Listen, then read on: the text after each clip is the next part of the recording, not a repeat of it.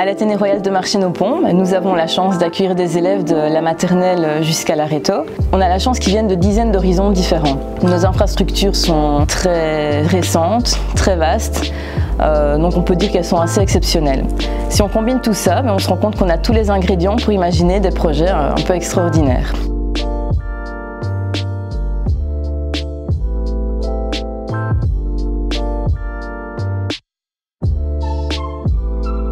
Dans notre école, nous avons aussi la volonté de responsabiliser nos élèves, de leur permettre d'entreprendre et de gérer des projets, de les ouvrir aux autres et aux différentes cultures dans un esprit d'apprentissage et de partage. Tout cela combiné aux idées parfois farfelues des professeurs a donné naissance à notre première journée multiculturelle. Alors, l'idée de base de cette journée, c'était de mélanger tous les élèves de l'école et de leur présenter des ateliers qui ont un rapport avec tout ce qui tourne autour de la culture et des cultures. On propose des spécialités arabes et on leur lit un texte et des petits questionnaires et des petits jeux pour gagner des petits bonbons, des surprises. On travaille sur le projet de maths. Ouais.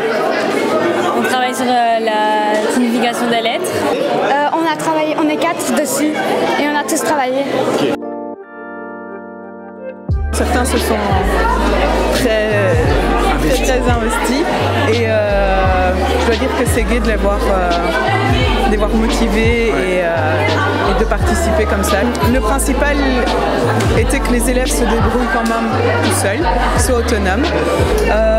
Ce qu'on leur a demandé de faire, c'est de choisir un thème parmi les thèmes proposés, qu'ils puissent justement travailler en groupe et qu'il y ait une cohésion dans la classe aussi.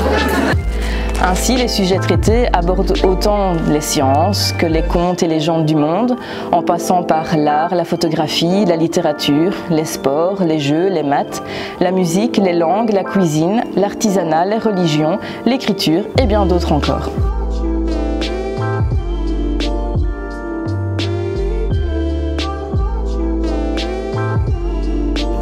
Nous avons été aidés par l'Agence pour l'entreprise et l'innovation ainsi que par la région wallonne. Et grâce à eux, nous avons pu accueillir en Namur des spectacles, des jeunesses musicales, des joueurs de djembé, des animateurs du centre laïque de Charleroi, aussi une sophrologue ainsi qu'une école de capoeira, Abada Capoeira. Au final, tout ça a donné un beau tableau de professeurs et d'élèves qui ont préparé et animé des ateliers, de professeurs et d'élèves qui ont pu assister à tous ces ateliers et de grands élèves qui se sont occupés de petits pendant toute la journée. Donc en conclusion, l'image d'une école moderne.